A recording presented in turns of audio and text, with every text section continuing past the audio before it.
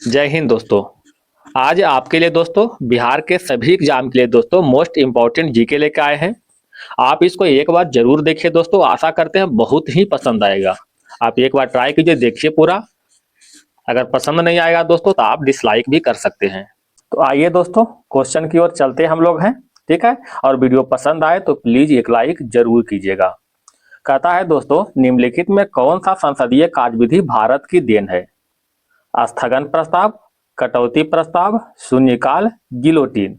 शून्यकाल जो है भारत की देन है। शून्यकाल की शुरुआत 1962 में हुआ था, ठीक है, 1962 में। इसका समय अवधि की बात करते हैं दोस्तों तो 12 बजे से लेकर के 1 बजे तक इसका समय अवधि होता है, लगभग 1 घंटा का होता है, ठीक है। इसका उद्देश्य क्या है? तत्कालीन जन मुद्दा को उठाना, तत्कालीन जन मुद्दा को उठाना, यही इसका उद्देश्य है, ठीक है। इसमें जो है पूर्व सूचना नहीं दी जाती है, यानी क्वेश्चन जो है डायरेक्ट जन मुद्दों के लिए उठाया जाता है, ठीक है। यह जो है लोकसभा और राज्यसभा जो है दोनों में प्रस्तुत किया जाता है। लोकसभा और राज्यसभा दोनों में प्रस्तुत किया जाता है। स्थगन प्रस्ताव के बारे में बात करते हैं दोस्तों तो यह जो है केवल लोकसभा में लाया जाता है, केवल लोकसभा में लाया जाता है। इसका अनुमति जो है लोकसभा अध्यक्ष देता है, इसका अनुमति लोकसभा अध्यक्ष देता है, याद रखिएगा। इसका उद्देश्य क्या है दोस्तों? गंभीर विषय पर चर्चा करना, ठीक है। स्थगन प्रस्ताव का उद्देश्य गंभीर विषय पर चर्चा करना, याद रखिएगा। अगर हम कटौती प्रस्ताव की बात करते हैं दोस्तों तो यह भी जो है केवल लोकसभा में लाया जाता है, यह बजट सत्र के दौरान लाया जाता है, ठीक है। क्वेश्चन नंबर आगे बढ़ते हैं।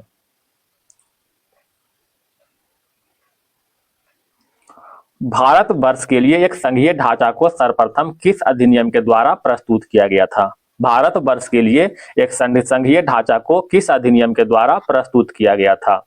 1909 के अधिनियम, 1919 के अधिनियम, 1935 का अधिनियम, 1947 का अधिनियम। ऑप्शन नंबर सी हो जाएगा 1935 के अधिनियम। 1935 के अधिनियम जो है इसके तहत जो है भारत में बहुत सारे कार्य हुआ था दोस्तों, ठीक है। पहले तो याद रखिएगा कि यह अधिनियम जो है ब्रिटिश शासन प्रणाली से प्रेरित है, ठीक है। ब्रिटिश शासन प्रणाली से प्रेरित किया गया है भारत में। इस अधिनियम के द्वारा अखिल भारतीय संघ की स्थापना हुआ था, अखिल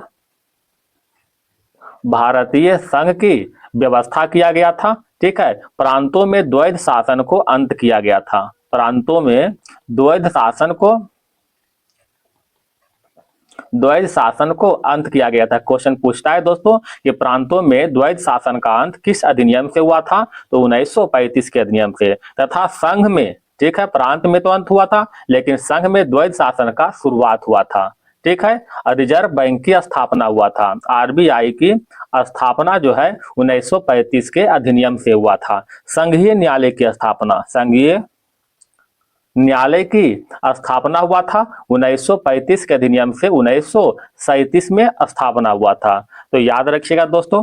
1909 के अधिनियम के बारे में बात करते हैं दोस्तों तो इस अधिनियम को मार्ले मिंटो सुधार अधिनियम कहते हैं, मार्ले मिंटो सुधार अधिनियम कहते हैं, ठीक है, याद रखिएगा। इसके तहत मुसलमानों के लिए एक पृथक निर्वाचन मंडल की व्यवस्था किया गया था। क्या किया गया दोस्तों? तो मुसलमानों के लिए पृथक निर्वाचन मंडल की व्यवस्था किया गया था, ठीक है। इसमें जो है पहली बार कार्यपालिका में भारतीय को नियुक्त किया गया था, ठीक है। इसी अधिनियम के तहत पहली बार कार्यपालिका की नियुक्ति जो है जो कि भारतीय था उसको किया गया था।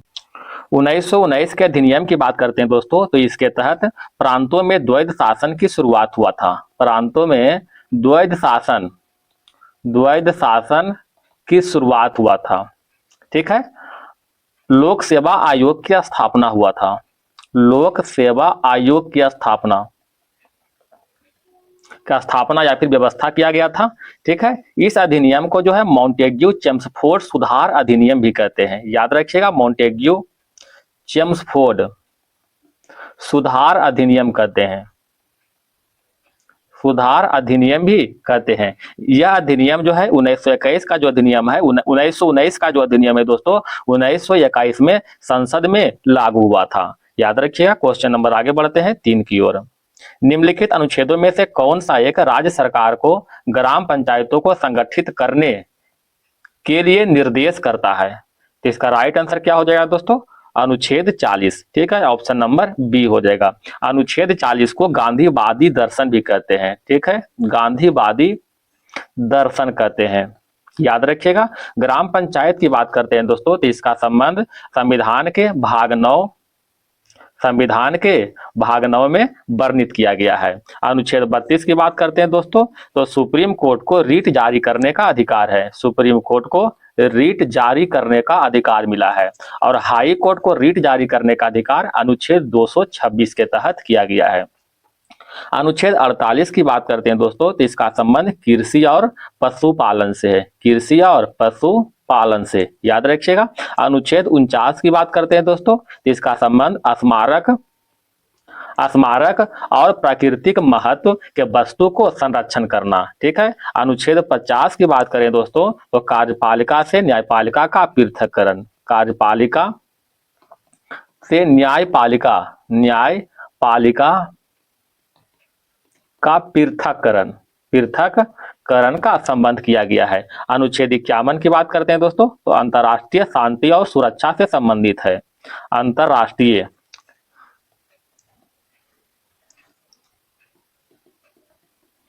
अंतर्राष्ट्रीय शांति एंड सुरक्षा। अंतर्राष्ट्रीय शांति और सुरक्षा से संबंधित है दोस्तों अनुच्छेद 51। अनुच्छेद 51 का एक का संबंध जो है मौलिक कर्तव्य से। ठीक है। वर्तमान में मौलिक कर्तव्य की संख्या 11 है दोस्तों, जिसमें से 10 मौलिक कर्तव्य को 42वें संविधान संशोधन 1976 के द्वारा जोड़ा गया है, तथा एक मौलिक कर्तव्य को 86वें संविधान संशोधन 2002 के द्वारा जोड़ा गया है। मौलिक कर्तव्य कहां से लिया गया दोस्तों? रूस के संविधान से, जबकि मौलिक अधिकार जो है अमेरिका के संविधान से लिया गया है। क्वेश्चन नंबर नेक्स्ट, भारत के संविधान का कौन सा अनुच्छेद भारतीय निर्वाचन आयोग की स्थापना से संबंधित है? ऑप्शन दिया हुआ दोस्तों, अनुच्छेद 324, अनुच्छेद 148, अनुच्छेद 342, अनुच्छेद 325। राइट आंसर हो जाएगा अनुच्छेद 324। भारतीय निर्वाचन आयोग की बात करते हैं दोस्तों, तो यह एक संवैधानिक संस्था है। यह जो है एक संवैधानिक संस्था है। इसका वर्णन संविधान का अनुच्छेद 324 में किया गया है। ठीक है। संविधान का अनुच्छेद 324 तथा भाग 15 में किया गया है। ठीक है, भाग 15 में किया गया है। राष्ट्रीय मतदाता दिवस कब मनाते हैं दोस्तों? राष्ट्रीय मतदाता दिवस जो है 25 जनवरी को मनाते हैं। ठीक है। निर्वाचन आयोग में दोस्तों कितना होता है? टोटल 3 सदस्य होते हैं। ठीक है, टोटल 3 सदस्य होते हैं, जिसमें एक जो है मुख्य निर्वाचन आयुक्त होता है और 2 जो है अन्य निर्वाचन आयुक्त होता है। ठीक है। निर्वाचन आयुक्त का नियुक्ति जो है भारत के राष्ट्रपति के द्वारा होता है। भारत के राष्ट्रपति के द्वारा। इसका कार्यकाल कितना होता है दोस्तों? तो 6 वर्ष या फिर 65 वर्ष जो है निर्वाचन आयुक्त का कार्यकाल होता है। इसको हटाने का विधि क्या है? तो हटाने का विधि जो है संसद के द्वारा महाभियोग लगा करके जो है इसको हटाया जाता है। अनुच्छेद 148 की बात करते हैं दोस्तों, तो नियंत्रक और महालेखा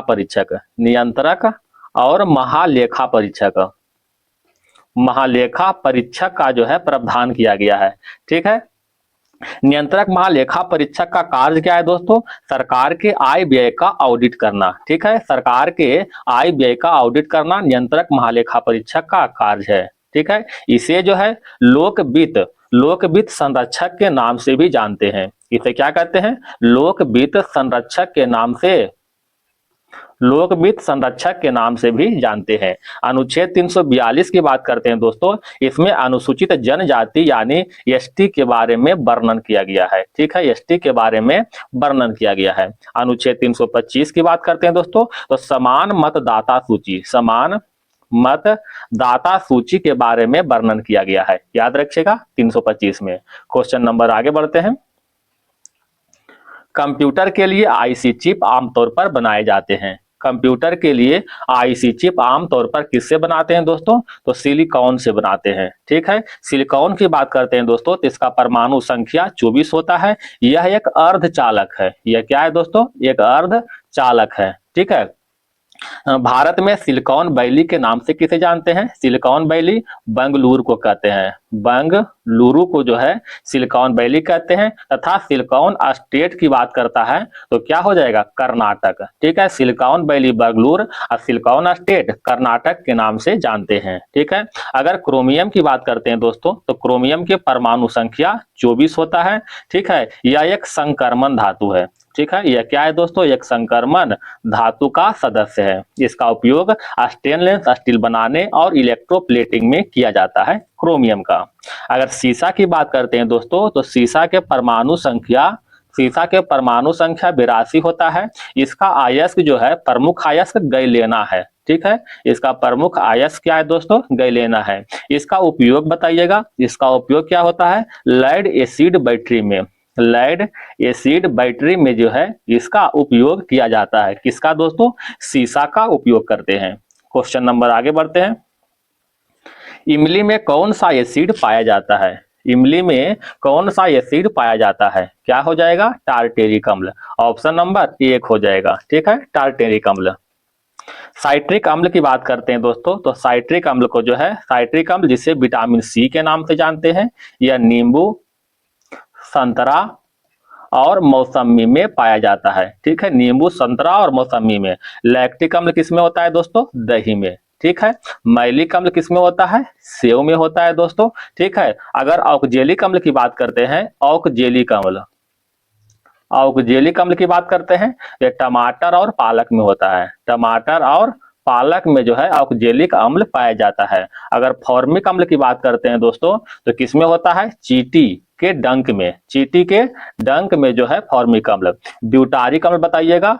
ब्यूटारिक अम्ल किसमें पाया दोस्तों? तो मक्खन में, बासी मक्खन में जो है ब्यूटारिक अम्ल पाया जाता है। यूरिक एसिड की बात करते हैं दोस्तों, यूरिक एसिड तो किसमें होता है दोस्तों? गठिया रोग में। ठीक है, गठिया रोग में जो है यूरिक एसिड पाया जाता है।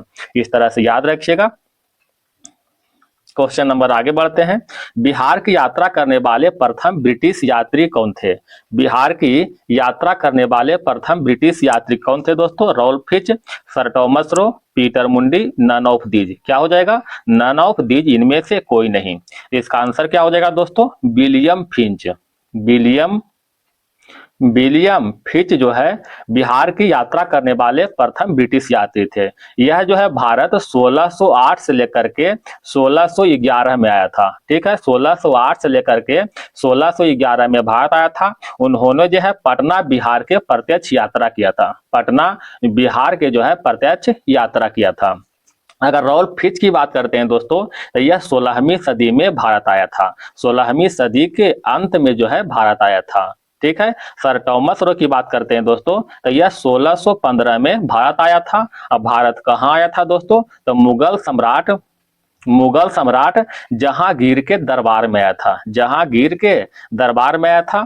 ठीक है, यह जो है मुगल सम्राट में आने वाला, यानी मुगल सम्राट के दरबार में आने वाला पहला ब्रिटिश राजदूत कौन था? तो सर टॉमस रो। इसका उद्देश्य क्या था दोस्तों? तो व्यापार की अनुमति प्रदान करना। ठीक है, ईस्ट इंडिया कंपनी के व्यापार की अनुमति मतलब लेने के लिए भारत आया था। पीटर मुंडी की बात करते हैं दोस्तों तो यह 17वीं सदी में भारत आया था। ठीक है, 17वीं सदी में भारत आया था। इसका भी संबंध किससे है दोस्तों? ईस्ट इंडिया कंपनी से। ईस्ट इंडिया कंपनी से है, याद रखिएगा दोस्तों। क्वेश्चन आगे बढ़ते हैं। दिल्ली के कौन सा सुल्तान ने अशोक स्तंभ को कौशाम्बी और टोपरा से दिल्ली हस्तांतरित किया था? ठीक है, तो किसने किया था दोस्तों? इसका राइट आंसर हो जाएगा फिरोज शाह तुगलक। ठीक है, फिरोज शाह तुगलक के बारे में बात करते हैं दोस्तों तो इसका शासनकाल 1351 से लेकर के 1388 तक था। इन्होंने अपनी राजधानी जो है फिरोजाबाद यानी दिल्ली में बनाया था। ठीक है, फिरोजाबाद दिल्ली के आसपास है दोस्तों, यही बनाया था। ठीक है, इसे नहरों के निर्माता के नाम से भी जानते हैं। नहरों के निर्माता के नाम से जानते हैं। ब्राह्मणों पर जाजिया कर ब्राह्मणों पर जाजिया कर जो है लगाने वाला जो है पहला सुल्तान था फिरोज शाह तुगलक। इन्होंने कुछ स्थापना भी किया था दोस्तों, जैसे में फिरोजाबाद की स्थापना किया था, फिरोजाबाद जहां इसका राजधानी था, ठीक है। हिसार की स्थापना किया था और फतेहाबाद, ठीक है, फतेहाबाद की स्थापना जो है फिरोज शाह तुगलक के द्वारा किया गया था। इनका पुस्तक भी कुछ है दोस्तों, क्या पुस्तक है? फुतुहात ए फिरोज शाही, फुतुहात ए फिरोज शाही, फुतुहात ए फिरोज शाही जो है फिरोज शाह तुगलक का पुस्तक है। इन्होंने जो है कुछ विभाग की स्थापना भी किया था दोस्तों, जैसे में दीवान ए खैरात, दीवान ए खैरात, ठीक है। यह जो है लोक कल्याण विभाग था दोस्तों। एक था दोस्तों दीवान ए बंदगान, ठीक है, दीवान ए बंदगान। एक क्या था दोस्तों? दास विभाग था, ठीक है। एक है दोस्तों दीवान ए रिसालत, दीवान ए रिसालत, ठीक है। दीवान ए रिसालत था दोस्तों धार्मिक संबंधी मतलब विभाग था, ठीक है, धार्मिक संबंधी विभाग था। एक और है दोस्तों, क्या नाम उसका है? दीवान ए इस्तिहाक, ठीक है, दीवान ए इस्तिहाक, ठीक है। तो ये सभी जो है विभाग की स्थापना, यानी दीवान ए खैरात, दीवान ए बंदगान, दीवान ए रिसालत और दीवान ए इस्तिहाक की स्थापना फिरोज शाह तुगलक के द्वारा ही किया गया था, ठीक है। अगर हम कुतुबुद्दीन ऐबक की बात करते हैं दोस्तों, कुतुबुद्दीन ऐबक की बात करते हैं तो इसका संबंध तुर्किस्तान से था। याद रखिएगा दोस्तों, इसका संबंध कहां से था? तुर्किस्तान से, ठीक है, तुर्किस्तान से। इन्होंने जो है गुलाम वंश की स्थापना किया था, गुलाम वंश की स्थापना जो है कुतुबुद्दीन ऐबक ने। अगर पूछे दोस्तों गुलाम वंश के वास्तविक संस्थापक कौन है, तो मारिएगा इल्तुतमिश, ठीक है। स्थापना किया था कुतुबुद्दीन ऐबक ने, लेकिन वास्तविक स्थापना जो है संस्थापक इल्तुतमिश को माना जाता है। गुलाम वंश को ही मामलुक वंश के नाम से जानते हैं, मामलुक वंश के नाम से जानते हैं, ठीक है। कुतुबुद्दीन ऐबक की बात कर रहे हैं दोस्तों, तो यह गोरी के यानी मोहम्मद गोरी के दास, मोहम्मद गोरी इसके दास और सेनापति था, मोहम्मद गोरी के दास और सेनापति था। इनके द्वारा जो है इनके द्वारा कुतुब मीनार के निर्माण कार्य शुरू हुआ था दोस्तों। कुतुब मीनार का जो निर्माण कार्य शुरू हुआ था, लेकिन इसको पूरा जो है इल्तुतमिश ने किया था, ठीक है। कुबतुल इस्लाम मस्जिद का निर्माण, कुबतुल इस्लाम मस्जिद का निर्माण भी कुतुबुद्दीन ऐबक ने किया था। इनको जो है लाख बख्श की उपाधि भी मिला था, लाख बख्श की उपाधि से भी सम्मानित किया गया था। अच्छा, इसका मकबरा कहाँ है दोस्तों? कुतुबुद्दीन ऐबक की मकबरा लाहौर में है। लाहौर कहाँ है दोस्तों? पाकिस्तान में, ठीक है। क्वेश्चन नंबर आगे बढ़ते हैं। यह विचार किसने किया था कि साधन ही उद्देश्य का औचित्य बनाते हैं? यह विचार किसने किया था कि साधन ही उद्देश्य को औचित्य बनाते हैं? इसका राइट आंसर हो जाएगा महात्मा गांधी, ठीक है। महात्मा गांधी की बात करते हैं दोस्तों, इनका आत्मकथा क्या है?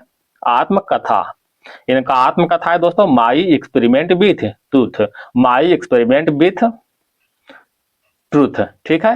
ये इनका आत्मकथा है। महात्मा गांधी को महात्मा की उपाधि किसने दिया था? महात्मा की उपाधि जो है रविंद्रनाथ टैगोर ने दिया था, रविंद्रनाथ टैगोर ने। इनके द्वारा बहुत सारे आंदोलन का शुरुआत भी हुआ था दोस्तों, जैसे में असहयोग आंदोलन जो कि 1920 में शुरुआत हुआ था। दांडी मार्च, ठीक है, दांडी मार्च जो कि 1930 में शुरुआत हुआ था। खेड़ा सत्याग्रह, ठीक है, खेड़ा सत्याग्रह, इसका शुरुआत 1918 में हुआ था दोस्तों, ठीक है। अहमदाबाद मील मजदूर, इसका भी शुरुआत 1918 में हुआ था। बताइएगा दोस्तों, सत्याग्रह का पहला प्रयोग महात्मा गांधी जी ने कहां से किया था? सत्याग्रह का पहला प्रयोग महात्मा गांधी जी ने कहां से किया था? याद रखिएगा दक्षिण अफ्रीका से, ठीक है, दक्षिण अफ्रीका से। अगर इसी में पूछ ले दोस्तों कि सत्याग्रह का पहला प्रयोग जो है भारत में कहां से किया था, तो भारत में चंपारण से किया था। कहां से किया था दोस्तों? चंपारण से। 1917 में हुआ था दोस्तों चंपारण आंदोलन, ठीक है। महात्मा गांधी जी द्वारा स्थापित पहला आश्रम कौन था? तो पहला आश्रम कोचरब में था, ठीक है। महात्मा गांधी द्वारा स्थापित पहला आश्रम कोचरब में था। क्वेश्चन आगे बढ़ते हैं दोस्तों। अतः इसमें कुछ और देखते हैं दोस्तों। राजा राम मोहन राय के बारे में थोड़ा जानते हैं, जगह बचा हुआ इसलिए, ठीक है। इनको जो है भारतीय पुनर्जागरण के जनक भी कहते हैं, भारतीय भारतीय पुनर्जागरण, भारतीय पुनर्जागरण के जनक भी कहते हैं किनको, राजा राम मोहन राय को। ठीक है, इनके द्वारा ब्रह्मा समाज की स्थापना, ब्रह्मा समाज की स्थापना 1828 में तथा आत्मीय समाज की स्थापना, आत्मीय समाज की स्थापना जो है 1815 में किया गया था। ठीक है, इसका संबंध जो है दोस्तों समाज सुधार आंदोलन से जुड़े हुए थे, राजा राम मोहन राय। क्वेश्चन नंबर आगे बढ़ते हैं दोस्तों। किसने कहा था कि स्वाद का वास्तविक स्थान जिह्वा नहीं बल्कि मन है? किसने कहा था दोस्तों? तो महात्मा गांधी जी ने कहा था। महात्मा गांधी जी के बारे में अभी ऊपर तो बता चुके हैं दोस्तों। ठीक है, आते हैं दोस्तों अरविंद घोष के बारे में। अरविंद घोष की बात करते हैं दोस्तों, तो इन्होंने जो है इसका संबंध किससे दोस्तों, अनुशीलन समिति, अनुशीलन समिति जो कि एक क्रांतिकारी संगठन था, इससे संबंधित थे अरविंद घोष। ठीक है, इन्होंने जो है एक आश्रम की स्थापना किया था दोस्तों। कहाँ किया था आपको मालूम होगा, पांडिचेरी में। ठीक है, इस आश्रम के नाम क्या दिया था दोस्तों, अरविंदे आश्रम। ठीक है, इनका एक पुस्तक भी है दोस्तों, इसका नाम है लाइफ डिवाइन। ठीक है, लाइफ डिवाइन जो है अरविंद घोष की पुस्तक है। लाइफ डिवाइन किसका पुस्तक है, अरविंद घोष का ही पुस्तक है। अरविंद घोष को अलीपुर बम षड्यंत्र केस 1908 में जो है इनको गिरफ्तार कर लिया था। ठीक है, इनका एक और पत्रिका भी है दोस्तों, उसका नाम है वंदे मातरम पत्रिका। ठीक है, वंदे मातरम पत्रिका के संपादक अरविंद घोष थे।